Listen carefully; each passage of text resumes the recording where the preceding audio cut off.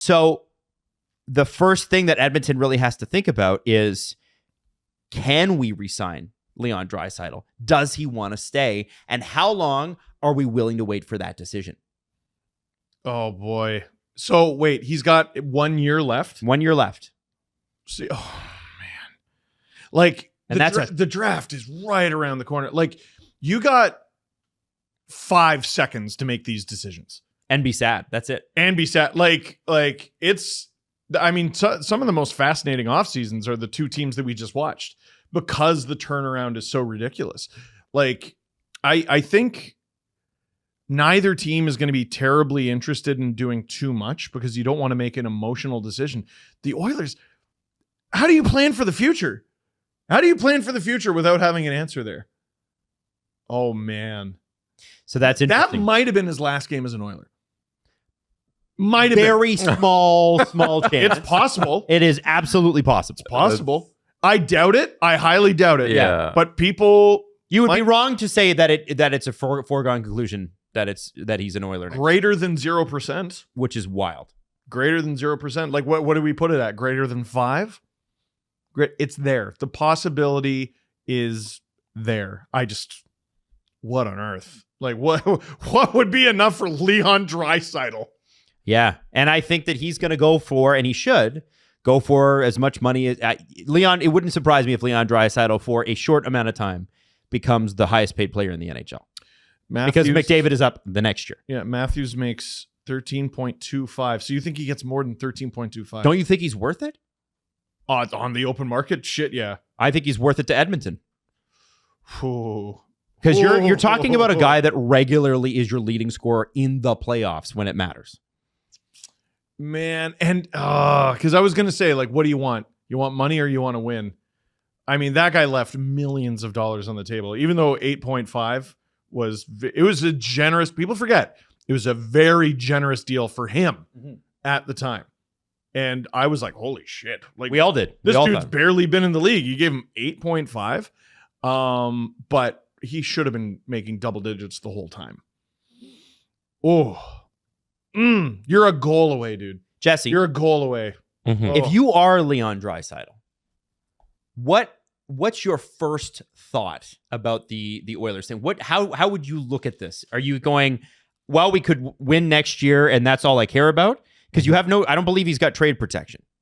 So if you're Leon Draisaitl, do you stick around and make the Oilers wait and make it a story? He's got a modified no trade.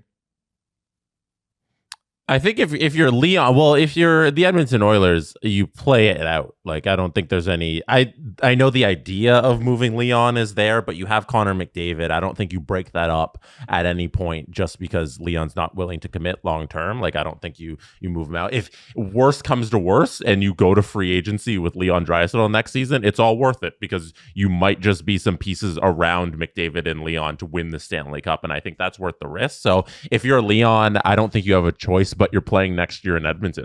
Yeah. Like, because if I'm the GM of Edmonton, if I'm Ken Holland's replacement in the next 5 days, like, I don't move Leon and no matter what. A year of Draisaitl at 8.5 is worth the risk. Yeah. You gotta find a way to move Campbell. I have aggressively changed my position there.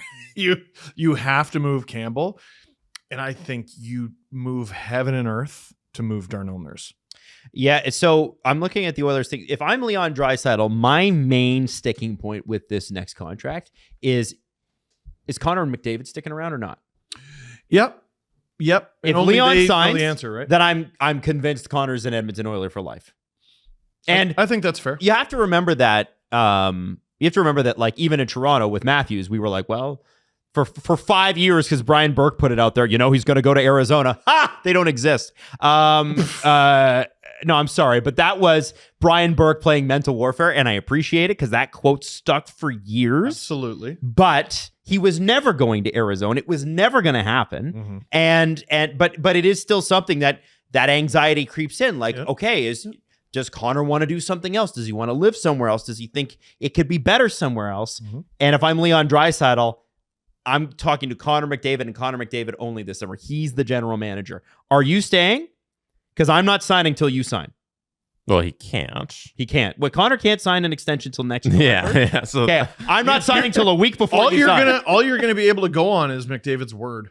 I think that has to count for something. yeah, but there's no reason that McDavid wouldn't stay in Edmonton forever, because as long as he's an Edmonton Oiler, they will give him everything. Right. You know, Well, like his former agent now runs the team. Yeah. Jeff Jackson is the big boss. He's going to give Connor McDavid everything he could ever ask for in Edmonton. There's no reason outside of like goofy reasons, like, oh, he's from the Toronto area. No. Like I don't foresee any reason McDavid would ever leave Edmonton. Any team McDavid's gonna go to is gonna have the exact same problems as Edmonton, right? We have these cap constrictions and blah, blah, blah. Well, how come? Oh, I'm the best player in the world. Yeah. Any team he goes to is going to be built around him. Yes. Like, Yes. it doesn't really make a difference where he plays. The team is the Connor McDavid team. And if Edmonton, like they've proven this year, they can build a team that can almost win the Stanley Cup. I don't know why you wouldn't just commit to this when they're going to give you all the money you want forever. That Panthers stat about what their decor makes outside of Aaron Ekblad Mhm. would drive me nuts if I was Connor McDavid. Yeah. Because maybe you should take less, and so that the Panthers like made a tent out of like a shirt and a couple sticks. Like, dude, Ekblad first overall pick. All right, there's your pillar for the last 10 years. Then you get Forsling off waivers. I'm sorry, that's a shot in the dark. Like the Panthers didn't know he was this.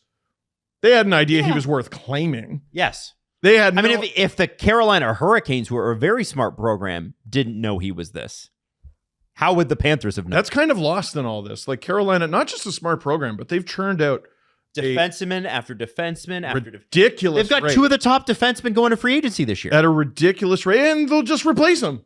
Yeah. They'll just replace them. Montour for pennies on the dollar. Kulikov making dick. Mikkola making really not that much. Like the Panthers are almost built the way Edmonton, like in terms of money. The Panthers are built financially the way the Oilers would be built financially if they were ever going to win the cup. Right. You know what I mean? Yep. You get 42 points in McDavid, over 30 from Leon, 16 goals at a Hyman, a really good goaltending performance. All the ingredients were there. I don't know how they repeat this. What, Edmonton? What do you mean? Yeah. Oh, they repeat this. What? They can do this.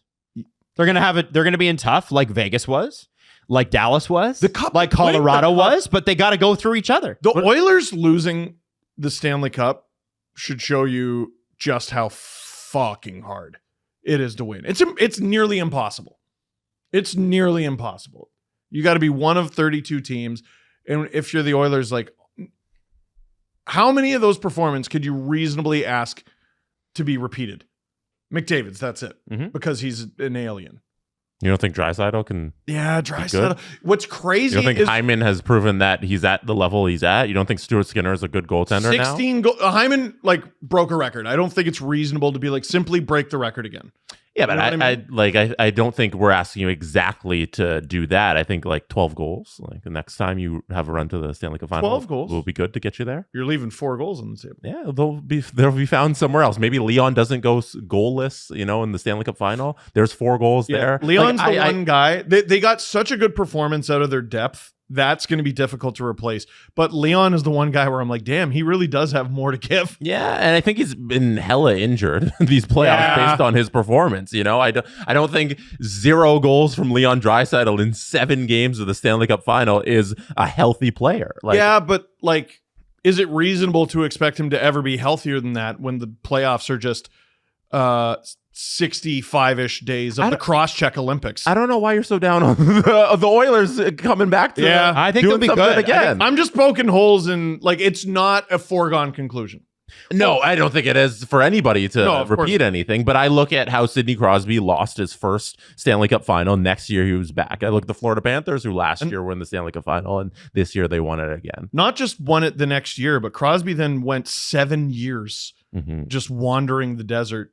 Penguins, and almost a career-threatening injury. career-threatening Mhm. injury. I know. The Penguins never really got close in between, too. They had the one conference final in 2013 against the Bruins, and they got killed. Mhm. They got swept by them. I don't know if they had another conference final. Yeah, and then he pulled back to back out of his rear end. Pulled back to back out of no. Yeah. Like, I love CJ talking about the Penguins in that cup run.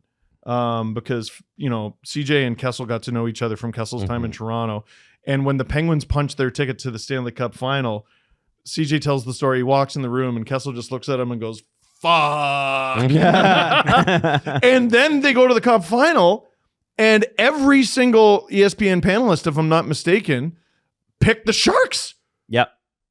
It's so hard. Yeah, it's hard. Of course it's hard. So hard. So, but you know, I look at the Western Conference. If we're just talking Western Conference, I'm looking at the Oilers. I'm looking at the Avs. I'm looking at Avs the are fascinating. Dallas Stars, and I'm looking at the Vegas Golden Knights. And I think a sleeper in there, if they can figure out how to score, is the Nashville Predators.